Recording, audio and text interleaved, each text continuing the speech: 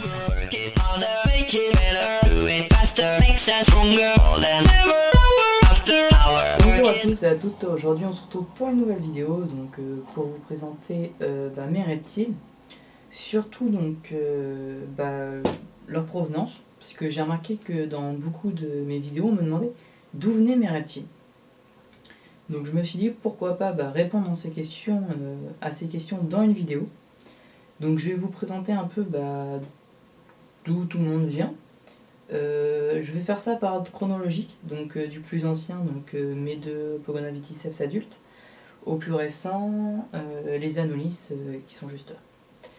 Et je vais essayer de vous donner quelques petites anecdotes sur chaque animal, quand je l'ai eu, ce qui m'est arrivé avec, et un peu pourquoi je les ai. Donc on commence cette série de présentation de tous mes reptiles avec Godzilla qui se trouve juste en bas de l'écran, juste là.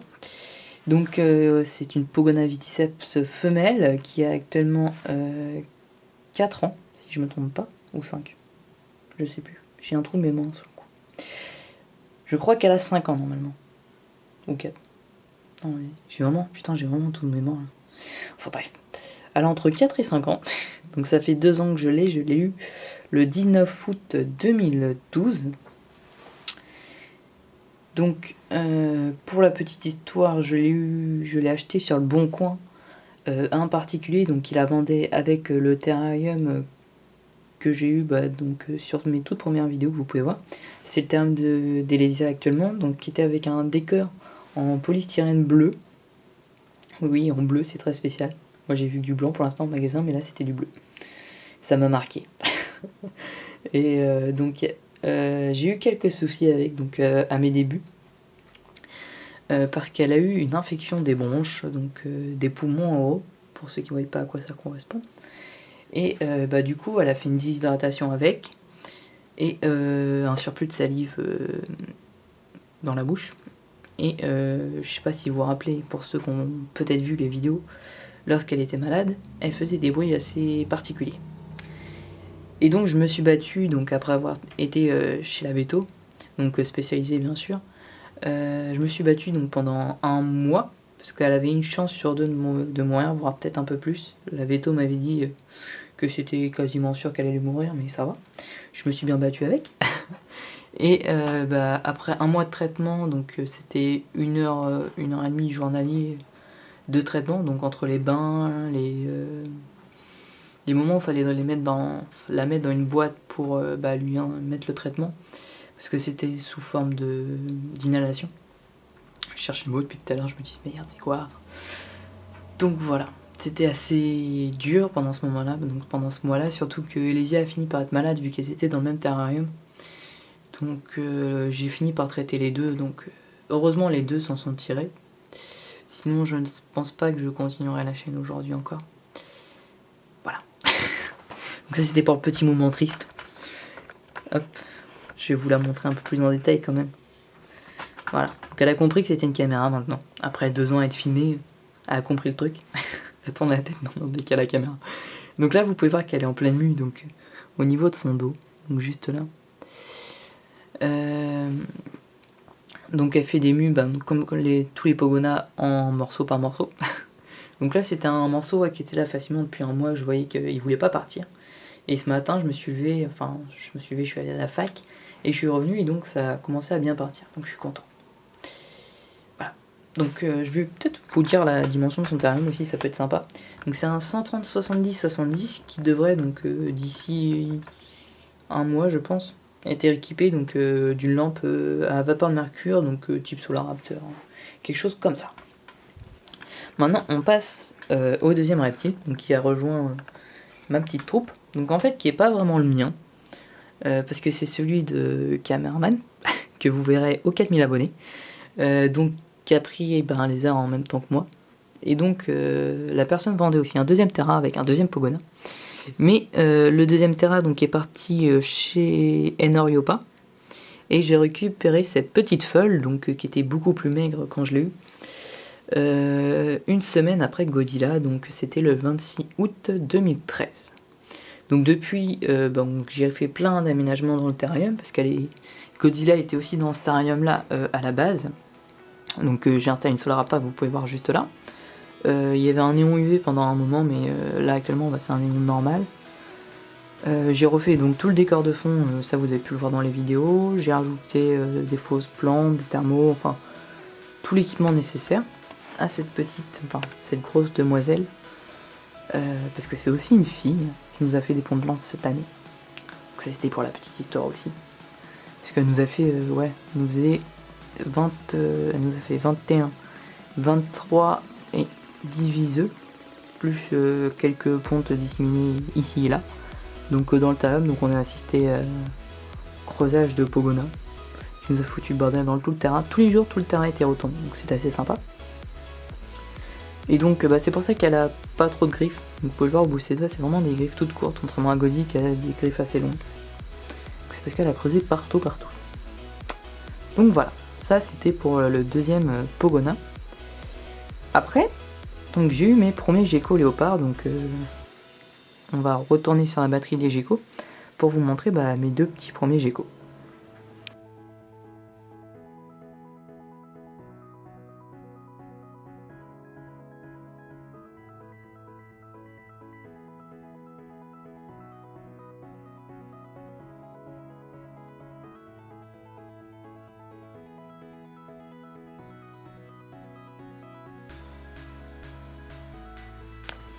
Là on fait un bond de quasiment un an dans le futur, enfin dans le futur du passé, c'est bizarre.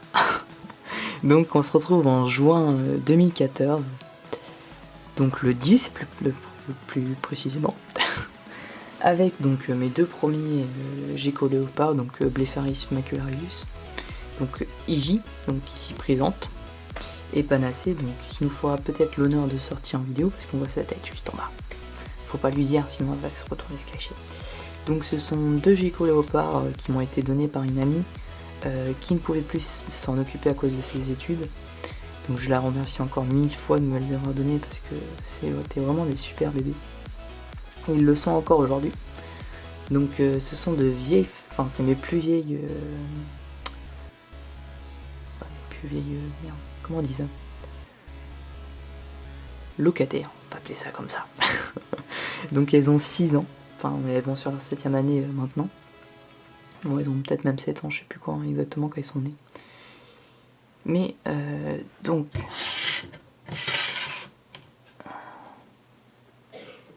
Est-ce qu'elle va vouloir sortir? Non. Donc c'est à nous de s'en rapprocher. Parce que je vais vous les montrer quand même. Non, c'est pas marrant. Donc, ça c'est Iji, donc c'est ma plus grosse et la plus vieille. Donc elle fait 80-90 grammes et elle est de morph Max No. Donc vous pouvez voir qu'elle est super sympa. Donc c'est ma vieille. Hop. Donc maintenant elles sont dans des terrariums donc de ma batterie 50-50. Mais avant elles étaient donc dans ce terrarium là. Donc le 80 ou 90, je sais plus de longueur. Donc elle était avec Panacée que je vous présenterai donc dans 2 minutes. Donc pour la petite histoire, c'est une gigotte qui s'amusait à me croquer les doigts très souvent. Donc maintenant elle fait quasiment plus. Mais ouais, la première année, voire début de deuxième année, elle n'arrêtait pas de me croquer les doigts dès que je mettais les mains dans le terrain.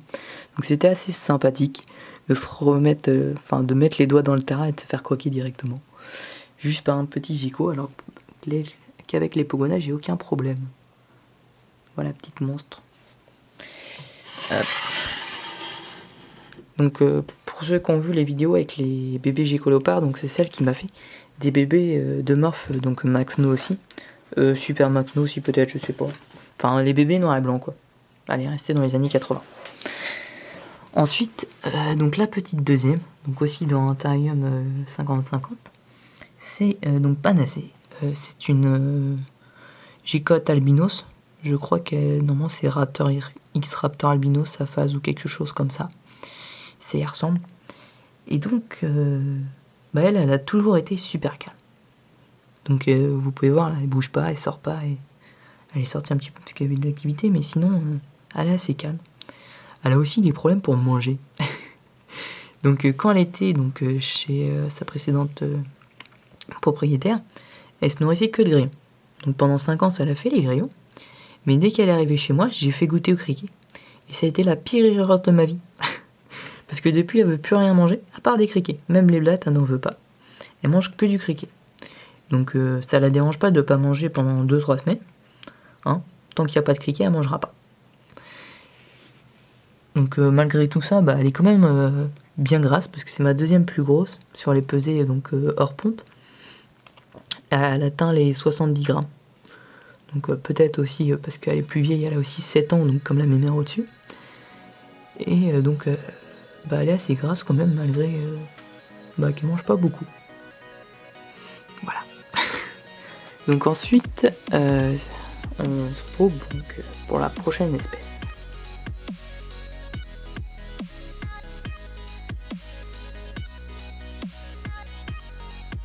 L'espèce suivante, donc c'est une espèce que j'ai pas fait beaucoup de vidéos dessus. Enfin, j'en ai fait pendant certains moments, mais j'ai arrêté depuis quelque temps. Enfin, je n'ai pas pris le temps d'en faire. Donc c'est donc le petit cygne qui a été acheté lors de la bourse de Béthune 2014. Donc c'était le 30 août, si je me trompe pas. 29 peut-être, vu que c'était décalé d'une journée. Ça devait être le 29. Donc il a été acheté à la ferme tropicale. Parce que, hop, toujours, c'est pas mon lézard en fait. C'est le lézard du caméraman encore.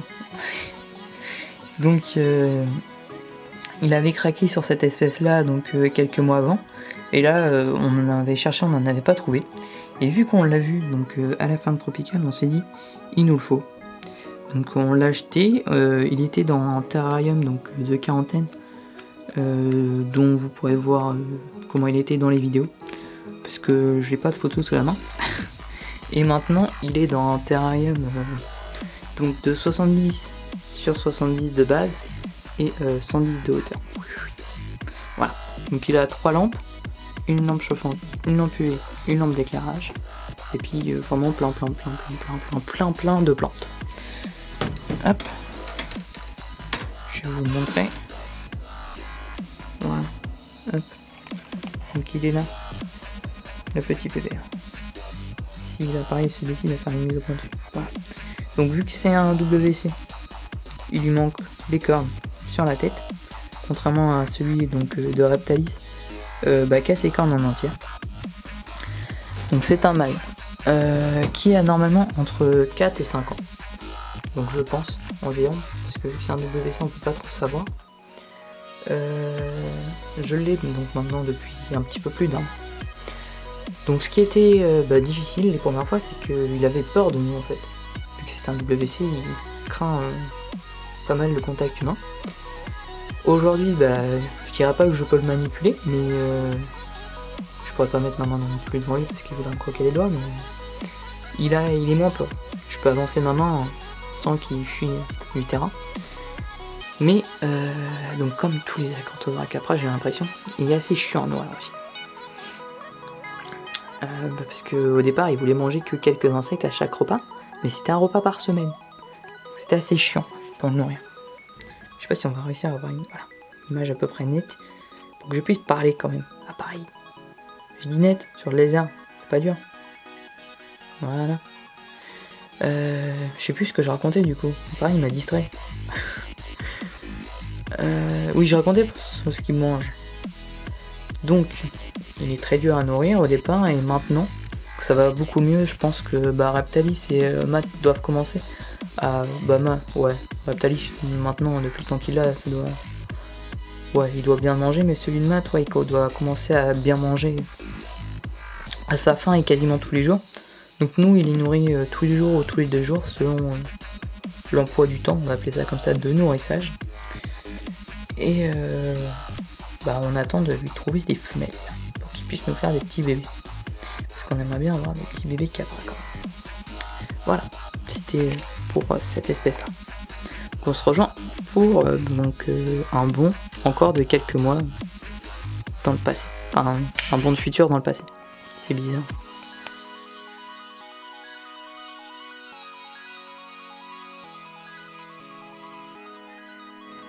On se retrouve donc encore sur la batterie Gecko Léopard.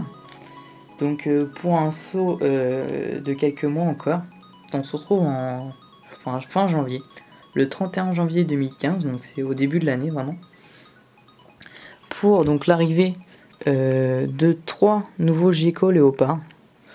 Donc les 3 qui sont sur cette face là, donc on met la poubelle, ce sera mieux pour filmer. Donc nous avons la première femelle, donc Yuki.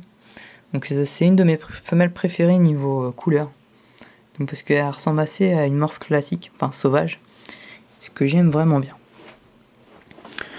Ensuite nous avons un terrain vide avec une plante. Non, elle doit être cachée dans la petite caverna. Donc on a Lucie. Donc Lucie, pour la petite histoire, elle s'est enfuie de son premier terrain de quarantaine et je l'ai retrouvée seulement 1 mois et demi plus tard. Donc je vous laisse imaginer la recherche tous les soirs quand je rentrais chez moi. C'était assez magique. La chercher, de retourner toute la maison pour essayer de la retrouver. Ensuite on a Kirito, donc pareil, ça va être un terrain avec de la terre. Vous allez me dire, mais non, il y a un gecko dedans. Donc lui, c'est le mâle, donc il est porteur d'un gène, enfin d'une allèle albinos, je crois.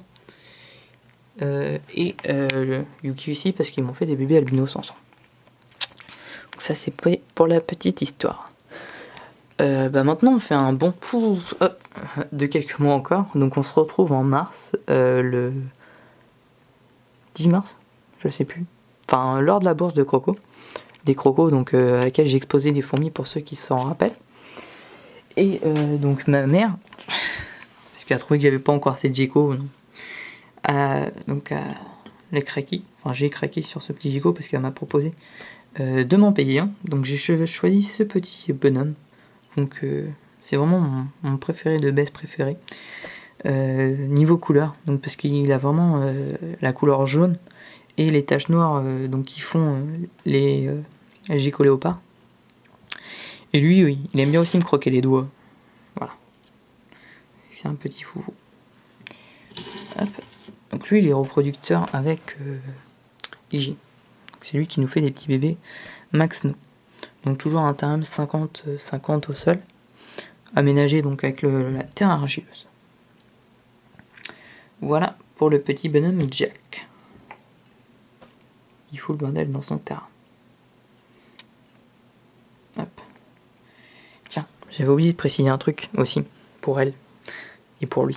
C'est que quand je les ai récupérés, donc je les ai sauvés d'un monsieur qui les nourrissait pas très bien. Et j'ai dû les retaper. Donc non, je les ai pas tapés. Hein. Leur redonner à manger pour qu'elles aient du gras. Donc elles m'ont été données à la base comme 3 femelles. Mais il s'est avéré que j'avais un petit mâle dans le lot. Donc j'ai dû refaire un terrain en urgence pour pouvoir les séparer. Parce que les 2 mesdames là, elles étaient assez maigres quand je les ai récupérées, pour ceux qui se rappellent des photos et vidéos du début de l'année. Et donc c'était la petite histoire marrante, parce que j'avais pas prévu d'avoir 2 mâles à la base. J'avais prévu d'avoir un grand terrain avec 5 femelles et un autre terrain pour mon mâle. Et je me suis retrouvé en fin de compte à devoir faire une batterie. Donc ça a changé un petit peu mes projets en cours d'année. Donc comme quoi, faut bien vraiment se méfier quand on achète des animaux ou qu'on en récupère, que au niveau des sexes ça correspond. Donc voilà pour les geckos. Donc maintenant on va faire encore un bond de quelques mois dans le passé, dans le futur du passé.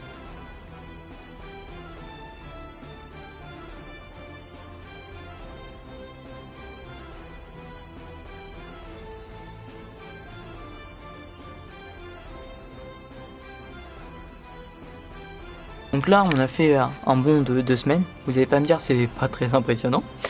Et on se retrouve donc le 14 mars, donc Jack c'était le 1er mars, là on se retrouve le 14, donc avec mes 2 premières femelles Anolis Caroline N6, donc qui étaient dans ce terrarium là, mais il était vide en fait. C'était du sopalin donc en substrat, et il y avait juste quelques fausses plantes dedans, aucune vraie plante.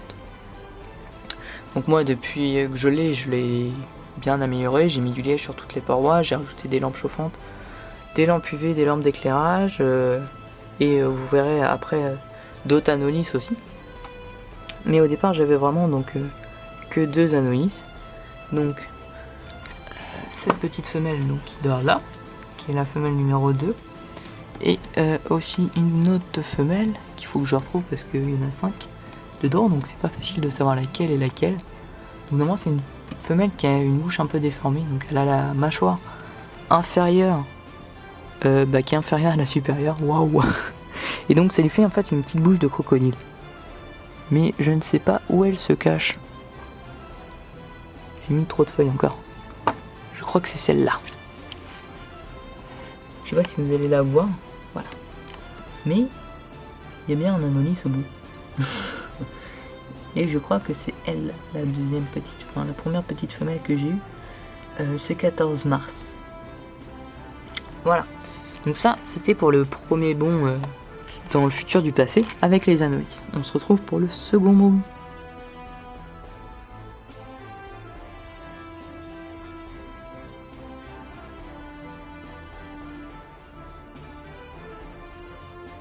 Encore un bond cette fois, donc d'une toute petite période, d'une semaine précisément, pour avoir donc un nouveau pensionnaire dans la chambre Jotoraptile, enfin le zoo maintenant. Donc celui-là il est pas à moi, contrairement à ce qu'on pourrait croire dans les vidéos, c'est celui de ma mère. Hop, donc c'est un petit Pogona Viticette, enfin petit, maintenant assez grand, qui m'a été donné donc par mon partenaire Roproaptile. Donc il m'a été donné parce qu'au départ il grandissait pas. Donc maintenant c'est un monstre. Mais à la base faut se dire qu'il faisait à peine ce qu'il fait au cœur. Donc maintenant il est assez grand. Donc le terrain fait 50 cm de large. Vous voyez qu'il arrive quasiment au bout. Donc je pense qu'il doit approcher les 40 cm. Notre gros bonhomme. Donc là il était sous sa cachette au point chaud, tranquillement. Il n'y a pas vraiment d'histoire à part qu'il est arrivé, il était tout petit. C'était une mini crotte, pour ça qu'on l'a appelé Mini Moïse en fait à la base. Et donc il a récupéré le terrarium des geckos léopards. Et vu que dans un souci d'esthétique surtout, et de naturel, je ne voulais pas mettre de sopalin au sol parce que c'est un juvénile, donc si je mettais du sable, il pouvait en manger. Donc j'ai décidé d'innover un petit peu et de mettre des ardoises. Donc l'avantage c'est que ça garde bien la chaleur au point chaud. Ça permet qu'il chasse, donc il chasse des Red Runners sans souci d'avaler du substrat, parce que c'est du dur, donc il n'y a aucun souci. Et ça permet de nettoyer assez facilement les crottes sans trop de soucis. Donc voilà la petite crotte qui a bien grandi. Maintenant, vous voyez, c'est un malin, donc il ne cesse pas faire. C'est surtout que j'ai jamais habitué encore aux manipulations, il n'aime pas trop ça. Voilà, hop. Je pense qu'il non, il veut pas. Donc je me suis désinfecté avant la vidéo, vous inquiétez pas. Donc voilà le petit bonhomme. Je vais lui remettre sa cachette. Voilà, monsieur. Donc là il va faire bonzette, c'est parti. Je l'ai posé, il va plus bouger. Hop. Donc vous avez remarqué que ça fait quand même Jack le 1er mars, les deux Anolis le 14 mars et Minimus le 21 mars. 4 nouveaux reptiles en un an. Je crois que j'ai battu mon record. Voilà. Donc on se retrouve encore une fois pour un petit bond, j'espère de plus d'une semaine cette fois quand même, parce que ça ferait beaucoup de reptiles en mois de mars. Sinon.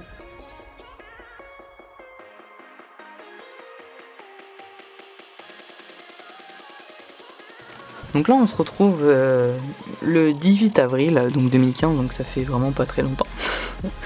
On se retrouve donc à la bourse de Beuville-le-Comte sur le stand de France et Joël, si je me trompe pas. Ouais, ça doit être ça. Ouais, normalement ça doit être ça. Pour acheter donc mon petit mâle. Donc on voit juste sa queue en fait là. Et ses pattes. Très bien qu'on voit ta tête. Voilà. Ouais, sa petite tête. Donc lui il adore tout le temps se mettre là entre les feuilles. C'est sa nouvelle cachette. Donc c'est donc le mâle de mon harem. Donc harem qui est constitué de 4 femelles. Et de ce petit bonhomme là, donc qui a été acheté à la bourse de Beuville. Donc lui c'est vraiment, c'est l'anolis le plus grand que j'ai. C'est vraiment mon géant à moi. Parce que toutes les femelles elles sont vraiment toutes petites comparé au mâle, et lui il est vraiment grand. Donc il doit approcher les 15 cm facilement. Enfin, je me suis pas mis à mesurer parce qu'on peut pas trop les toucher. Enfin voilà, donc le terrain je vous le représente pas. Je vais peut-être vous donner les mesures par contre, parce que je les ai pas données avant. Donc c'est un 70 de large sur 50 de profondeur et 80 de haut. Voilà, si on se recule Scotad. Vous pouvez comparer à une figure Assassin's Creed, hein, c'est pas mal. Donc voilà, donc on se retrouve pont un petit bond encore de quelques mois cette fois. Avec donc mon espèce préférée, je peux dire, à la maison, que j'ai actuellement, qui sont tadadadam, la magie du montage. On se retrouve devant le Teradesceloporus malachiticus, donc vraiment une espèce que je voulais depuis très longtemps en fait.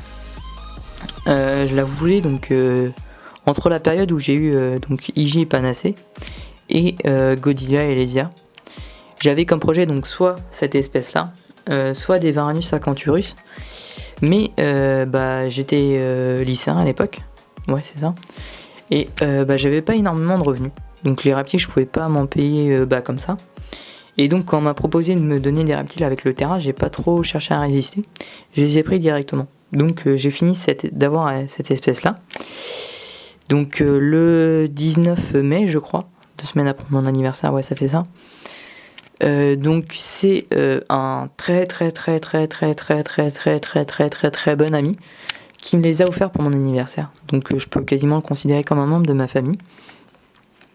Il m'a offert donc ce joli couple Desceloporus malachiticus, donc NC.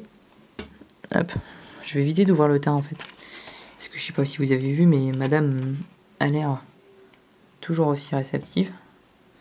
Et donc quand je monte mon doigt, c'est la fête.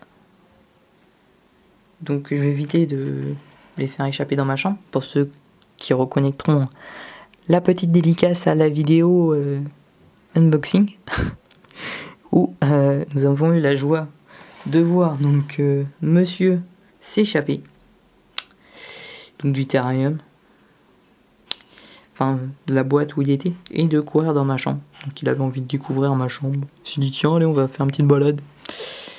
Donc le terrarium que j'espère changer. Vous allez me dire, ils vont changer alors qu'il est super bien. Mais non, ça me convient pas. Je suis un éternel insatisfait. Et en fait, je trouve le Terra trop bas. C'est un 150, 50, mais je le trouve trop bas en fait. Je pense garder celui-là pour Minimoys. Et donc acheter un 100. 50 mais 80 en fait, avec 30 cm de plus au-dessus. Donc j'arriverai dans les bacs d'élevage en fait.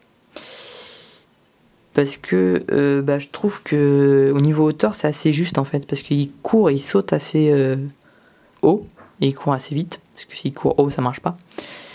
Et vu que je veux avoir une deuxième femelle et donc un troisième Sceloporus dans le terrarium, je préférais avoir un terrain un peu plus grand que celui-là, même si ça convient pour 3. Mais niveau hauteur, donc j'aimerais bien avoir plus pour pouvoir mettre des branches plus hautes et que le mâle puisse se positionner en haut. Parce que chez cette espèce-là, le mâle est vraiment dominant. Donc il faut toujours qu'il ait un point plus haut pour qu'il se mette sur le point plus haut et puis surveiller tout son territoire en fait. Parce que le terrain c'est vraiment sa maison. Faut pas que j'y touche, sinon il va me mordre les doigts. Voilà. Donc la femelle normalement est pleine, et c'est une espèce ovovivipare, donc comme les bois pour ceux qui ont des serpents. Donc les bébés vont naître directement tout fait, tout prêt pour la bataille. Donc la femelle là, elle est assez grosse, donc j'espère avoir les bébés d'ici quelques semaines, mois.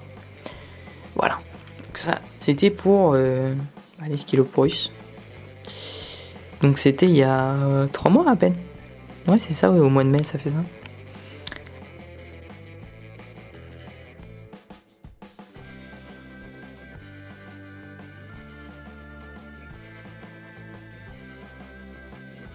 Donc maintenant on se retrouve à quelques semaines donc du présent pour la dernière acquisition. Hop, donc ça c'est le terrarium à bébé anoïste. Donc les dernières acquisitions, donc comme vous avez pu le voir donc dans la vidéo nouvelle arrivante, ce sont mes 2 dernières femelles Skeloporus. Faut que j'arrête avec les Skeloporus. Mes 2 dernières femelles Anolis carolinensis, donc la première ici et la deuxième juste là. Hop, donc ils viennent compléter mon harem. Donc ils m'ont été offerts par un autre ami, donc Noriopa pour être plus précis, parce qu'il a changé de projet et il savait que j'aimais bien cette espèce, donc il me les a offerts. Donc ce sont 2 petites femelles qui ont 2 ans, donc comme la plupart des occupants de ce terrain, qui sont entre 2 et 3 ans de toute façon,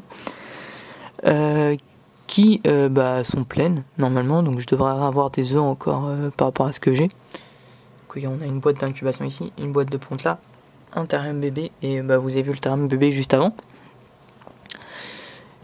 Et voilà. Je crois qu'on a fait le tour de tout le monde là. C'est trop fort quand même. Je pense que j'ai fait une vidéo interminable. Si vous l'arrivez à regarder en entier, marquez-le dans les commentaires, ça mérite une récompense. Parce que là, franchement, la regarder en entier, ça devait être long quand même. Enfin voilà. Pour ceux qui savaient pas ce que j'avais comme reptiles, qui ne savaient pas où je les avais achetés, ou qu'on me les avait donnés, ou qu'ils n'étaient pas à moi directement, vous avez pu le découvrir dans cette vidéo. J'espère qu'elle vous aura plu malgré tout, malgré que ce soit long, pas forcément super intéressant, parce que c'est pas un tutoriel, c'est juste une vidéo où je parle, et je parle. Donc c'était pas forcément le plus intéressant. Mais au moins vous avez pu découvrir donc tous mes reptiles dans le détail. Et j'espère découvrir une nouvelle espèce ou 2, si vous connaissiez pas tout ce petit monde. Voilà, donc on se retrouve pour de prochaines vidéos plus instructifs, j'espère. Mais avec les cours à la fac, c'est pas forcément super de faire des vidéos la semaine. Donc là j'ai profité de finir à 16h pour vous en tourner une.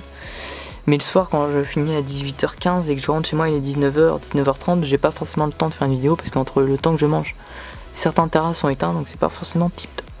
Enfin voilà. N'hésitez pas à laisser un petit like sur la vidéo, à laisser un commentaire donc si vous avez fini la vidéo surtout. Et on se retrouve pour de prochaines vidéos. Donc un petit bonus pour vous dire un petit peu tous les noms. Parce qu'en fait j'en ai oublié beaucoup de noms dans la vidéo. Donc je vais essayer de vous les citer tous dans l'ordre en une fois, si j'arrive à me souvenir de tout le monde. Donc Godzilla, Elesia, Panacée, Iji, Sin, les Anolis ils ont pas de nom donc ça compte pas. Minimoys, Lucie, Kirito, Jack. Ensuite on a eu Drogon, Daenerys. Encore des Anolis qui n'ont pas de nom. En fait c'est nous il nous manque des noms. Donc ce qu'on va faire c'est que si vous avez des idées de noms pour les 5 Anolis, donc il y a un mâle et 4 femelles, n'hésitez pas donc à le lire dans les commentaires juste en dessous. Et comme ça je les nommerai avec vos noms si certains me plaisent. Donc n'hésitez pas à en mettre plein. Parce que comme ça au moins je me permettra de choisir. Parce que j'ai pas vraiment d'idées pour eux. Les autres j'avais déjà une idée fixée avant de les avoir. Mais eux pour eux j'ai pas du tout de nom. Donc c'est l'occasion de vous faire participer pour que vous puissiez nommer donc, ces Anolis. Ce sont les abonnés des Anolis. Voilà. Les abonnés des Anolis. Ça va pas putain ce soir. Les Anolis des abonnés. Voilà, c'est mieux dans le bon sens. Faut vraiment que j'arrête. Donc voilà. N'hésitez pas à participer en mettant un commentaire juste en dessous.